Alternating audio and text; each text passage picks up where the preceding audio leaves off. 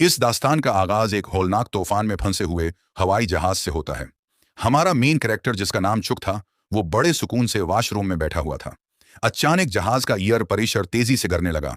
इस दबाव की वजह से वॉशरूम का दरवाजा खुद ब खुद खुल गया और कार्गो के हिस्से में एक जोरदार धमाका हुआ। सूरत हाल की संगीनी को देखते हुए पायलट ने चुक को फौरन उसकी सीट पर बैठा दिया, क्योंकि उन्हें समंदर की सतह पर इमरजेंसी लैंडिंग करना थी। पायलट ने चुक को हवा से फूलने वाली लाइफ राफ्ट किश्ती दी और सेट बेल्ट बांधने की हदायत की। जहाज अब इंतहाई तेजी से नीचे समंदर की तरफ हचकूले खा रहा था। इस अफरा तफरी के दौरान चुक को एहसास हुआ कि उसकी मंगीतर की दी हुई पॉकेट वॉच नीचे गिर गई है। पायलट ने उसे फौरन लाइफ जैकेट पहनने का कहा, जो कि दाएं जानिब रखी थी। लेकिन घड़ी उठाने की धन में चुक ने अपनी सेट बेल्ट खोल दी और लड़खड़ाते हुए उसे पकड़ने चला गया। घड़ी उठाकर जैसे ही उसने जैकेट लेने की कोशिश की, जहाज का एंगल इतनी बुरी तरह बिगड़ा कि वो अपनी जगह से हल भी न सका। पायलट ने जब देखा कि चुक अपनी सेट पर नहीं है, तो उसकी मदद के लिए इसने अपनी सेट बेल्ट भी खोल दी। मगर जहाज के शदीद झटकों के बाद पायलट बुरी तरह जख्मी हो गया। पायलट ने अपनी आखिरी कोशिश करते हुए तैयारे को समंदर की सतह पर धीमी रफ्तार से उतारने की कोशिश की, लेकिन लैंडिंग गलत होने की वजह से कीबन में तेजी से पानी भरने लगा। सीट बेल्ट ना बंधी होने की वजह से चुक माजजाना तौर पर बच गया। तभी अचानक जहाज की छत फट गई और समंदर का बेरहम पानी अंदर दाखिल होने लगा। खुशकिस्मती से चुक के हाथों में वो लाइफ राफ्ट मौजूद थी, लेकिन जैसे ही उसने राफ्ट को खोला, इसका एक हिस्सा जहाज के मलबे में उलझ गया। अब डूबता हुआ तैयारा चुक को भी इस राफ्ट समेत समंदर की गहराइयों में खींचने लगा। लेकिन किस्मत चुक पर मेहरबान थी। राफ्ट से बंधी हुई रस्सी अचानक टूट गई और यूं इस राफ्ट ने उसे खींचकर मौत के मुना से बाहर निकाल दिया। आखिरकार चुक सही सलामत समंदर की सतह पर आ गया। उसने अपनी पूरी जान लगाकर इस राफ्ट पर चढ़ने की कोशिश की और मुड़ते दम तक इसके किनारे को मजबूती से पकड़े रखा। लेकिन लहरें उसे आहिस्ता आहिस्ता जहाज के उस अंजन की तरफ बहाकर ले जाने लगे जो अभी तक चल रहा था।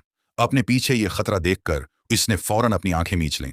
तभी उस अंजन में एक और खौफनाक धमाका हुआ और उसकी लहर ने चुक को उछालकर दोबारा समंदर में फेंक दिया। पूरा तैयारा एक हौलनाक ब्लास्ट के बाद आहिस्ता आहिस्ता समंदर की तारीक गहराइयों में गरक हो गया। लेकिन चुक के लिए खतरा अभी टला नहीं था। इसे न सिर्फ समंदर के बिफरे हुए तूफान का सामना था, बल्कि यूके बाद दीगरे उठने वाली दीवहिकल लहरों के थपीड़े भी बर्दाश्त करने पड़े। वो बस लाइफ राफ्ट की रस्सी को जान की बाजी लगाकर पकड़े रहा। इसी कश्मकश में न जाने कितना वक्त गुजर गया और फिर अचानक इस लाइफ राफ्ट की हवा निकल गई। पानी के अंदर मौजूद तेज धार चट्टानों ने उसे फाड़ दिया था, जिसका मतलब था कि वो बिलाखिर खश्की तक पहुंच चुका है। उसने अपने जिस्म की आखिरी ताकत लगाई और उस फुटी हुई राफ्ट को खींचकर साहिल तक ले आया। अगली सुबह जब सूरज की किरणें उसके चेहरे पर पड़ें, तो उसे इदराक हुआ कि वो अभी जिंदा है और लहरों के दोष पर बहता हुआ एक छोटे से जजीरे पर आ लगा है। लेकिन मौत के मना से वापस आने के बावजूद उसे कोई सुकून मैसर नहीं था, क्योंकि वो उस हकीकत से नाआशना था कि इस गमनाम मकाम पर उसे कुन कुन हौलनाक चीजों का सामना करना पड़ सकता है। वो साहिल पर चलते हुए जहाज के बिखरे हुए मिलबे से चीजें इकट्ठी करने लगा और उस जजीरे के अंदर अपने जैसे दीगर इंसानों की तलाश शुरू कर दी। लेकिन जब उसने चारों तरफ निगाह दौड़ाई, तो सिर्फ एक न खत्म होने वाले और पुरअसरार सुनाटे ने उसका इस्तकबाल किया। इससे ये बात रोजे रोशन की तरह यहाँ हो गई कि वो एक ऐसे जजीरे पर कैद हो चुका है जिसका दुनिया के नक्शे पर कोई वजूद ही नहीं था। क्या कोई है यहाँ? ये सोचकर कि कहीं वो यहीं फंस कर न मर जाए, उसने अपनी बका के लिए मुख्तलिफ तरकीबें सोचना शुरू कर दी। मगर इस वक्त उसके पास रीत पर बड़े हरूफ में मदद, हेल्प लिखने के सिवा कोई दूसरा मुयस्सर तरीका न था। जल्द ही रात की स्याही छा गई और वो हुनौज इस उम्मीद पर कायम था कि शायद कोई गुजरती हुई कश्ती उसे देख ले। लेकिन जैसे जैसे रात गहरी होती गई, चारों तरफ फैली हुई हैबत नाक खामोशी के बास उसकी उम्मीदें खौफ में तब्दील होने लगीं। जंगल से आने वाली नामालूम दरंदों की आवाजें उसे मुसलसल खौफ से कपकपाने पर मजबूर करती रहीं। अगले रोज उसने जमा की गई अशिया की मदद से एक आरजी पनाह गाह तैयार की और तैयारे से मिलने वाले सामान का जायजा लेने लगा। अब उसके पास उसकी मंगेतर की दी हुई पॉकेट वॉच के सिवा कोई और काम की चीज बाकी नहीं बची थी। अपनी महबूबा के साथ गुजारे गए खूबसूरत लम्हात को याद करते हुए उसे इस फ्लाइट पर सवार होने का शदीद पछतावा होने लगा। दरअसल किली के उस बिजनेस ट्रिप पर रवाना होने से कबल उसने चुक को यह पॉकेट वॉच तोहफे में दी थी, ताकि क्रिसमस पर वापसी के फौरन बाद वो दोनों शादी के बंधन में बंध जाएं। मगर इस अचानक पेश आने वाले फजाई हादसे ने उनकी शादी के तमाम अरमानों पर पानी फेर दिया। जब उसके खानदान के तमाम अफराद ये तस्लीम कर चुके थे कि चुक इस सानहे में हलाक हो चुका है, तब भी वो अपनी जबरदस्त कुव्वत इरादी के बलबूते पर जिंदा रहा। लेकिन इस वीरान जजीरे पर पेट भरना एक कड़ा इम्तिहान बन चुका था और चुक कब तक उन हालात का मुकाबला कर पाएगा, ये कोई नहीं जानता था। उसने अपनी कुरियर कंपनी के बहुत से पार्सल समंदर से उठे किए, मगर उसने उन्हें खोलने से गुरेज किया, क्योंकि उसकी नज़र में ये उसके काम से ईमानदारी का तकाजा था। ख्वाह वो किसी नामालूम जजीरे पर ही क्यों न फंसा हो, वो किसी भी सूरत अपने गाहकों का एतमाद ठीस नहीं पहुंचाना चाहता था। गुज़िश्ता रोज़ उसने साहिल पर मदद तलब करने के जो निशानात बनाए थे, वो भी समंदरी लहरों की नज़र होकर मिट चुके थे। इसे मजबूरन कुछ जली हुई और ख़राब लकड़ियों की मदद से दोबारा हेल्प लिखना पड़ा। आहिस्ता आहिस्ता चुप के दिल में जिंदा बच निकलने की लगन मजीद पख्ता होती जा रही थी। वो बखूबी जानता था कि अगर यहाँ से फरार होना है तो हर हाल में जिंदा रहना होगा। लेकिन इस सनसान और छोटे जजीरे पर इंतहाई सख्त खूल वाले नारियल के अलावा खाने के काबिल कुछ भी मौजूद नहीं था। क्योंकि उसके पास नारियल तोड़ने के लिए कोई मुनासिब औजार नहीं था, इसलिए उन नारियलों को खोलना भी एक इंतहाई कठिन मरहला बन गया था। बिलाखिर उसने एक नोकीले और तेज धार पत्थर की मदद से एक नारियल को तोड़ लिया और उसके पानी से अपनी प्यास बुझाई, जिसका जायका इस लम्हे उसके लिए आबी हयात से कम न था। लेकिन वो महज नारियलों पर इक्तिफा नहीं कर सकता था। चुक ने खुराक की तलाश में इस छोटे से जजीरे के दीगर हिस्सों को छान मारने का इरादा किया। वो इस जजीरे की बुलंद तरीन चोटी पर चढ़कर चारों तरफ का नजारा करना चाहता था, मगर पहाड़ी के नोकीले और खारदार पत्थरों ने उसका रास्ता दुश्वार कर दिया। चनांचा उसने पत्थर की मदद से अपनी पतलों का कपड़ा काटा, इसमें कुछ पत्ते भरे और अपने लिए जूतों का एक जोड़ा तैयार कर लिया। मगर जब वो इस पहाड़ी की चोटी पर पहुंचा तो इस पर यह भयानक इंकिशाफ हुआ कि यह वाकई एक मुकम्मल तौर पर सनसान और कटा हुआ जजीरा है। चारों अतराफ हद निगाह तक सिर्फ समंदर ही समंदर फैला हुआ था, और वहां उसके अलावा किसी जी रूह का नाम और निशान तक न था। जब वो मायूसी के आलम में ये सोच रहा था कि आखिर वो कैसे अपनी जान बचा पाएगा, तभी दूर एक अजीब शीशे ने उसकी तोजा अपनी जानिब खींच ली। वो बगैर कुछ सोचे समझे उस चीज की तरफ भागा। उसे गुमान गुजरा कि शायद वो भी उसकी तरह हादसे में जिंदा बच जाने वाला कोई पायलट है। लेकिन जब चुक ने इस शख्स के जिस्म को पलट कर देखा तो मालूम हुआ कि वो काफी उरसा कबल ही मौत की नींद सो चुका है। बोझल दिल के साथ उसने पायलट की लाश को खींचकर जजीरे के अंदरूनी हिस्से में ला रखा और उसके पास मौजूद कुछ कारामद अशिया अपने कब्जे में ले लें। इसने जूतों का एक जोड़ा जो अभी तक काबिल इस्तेमाल था, एक टारच जो अब भी रोशनी दे सकती थी, और एक नाकारा हो चुका प्रस अपने पास रख लिया। इसके बाद उसने इस पायलट के लिए एक कब्र तैयार की, उसे बावकार अंदाज में दफन किया और एक चट्टान पर उसकी मौत की तारीख कंदा कर दी।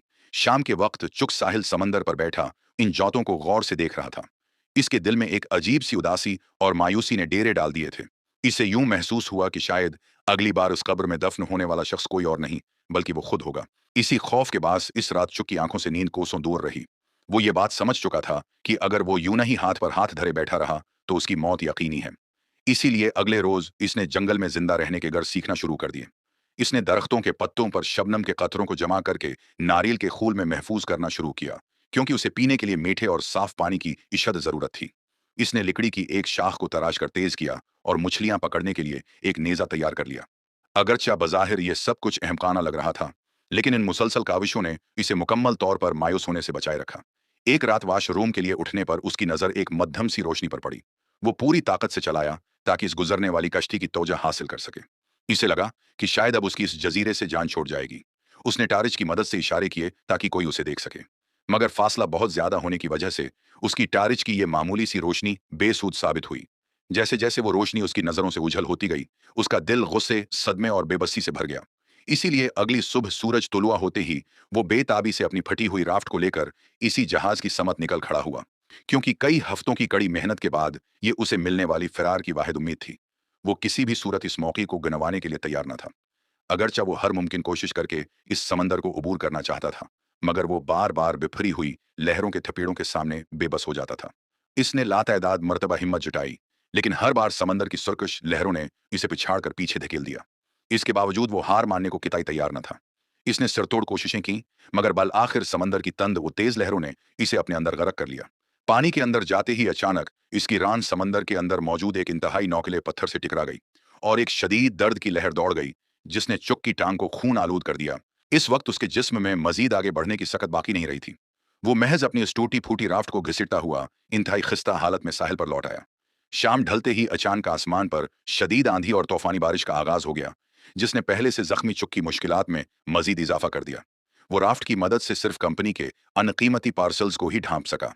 फिर वो इस शदीद बारिश से बचने के लिए अपनी खून बहती टांग के साथ कोई दूसरी महफूज जगह तलाश करने लगा। तभी उसे एक छोटी सी गार मिल गई और खुद को होश में रखने की गरज से इसने बारिश का गदला पानी पी लिया।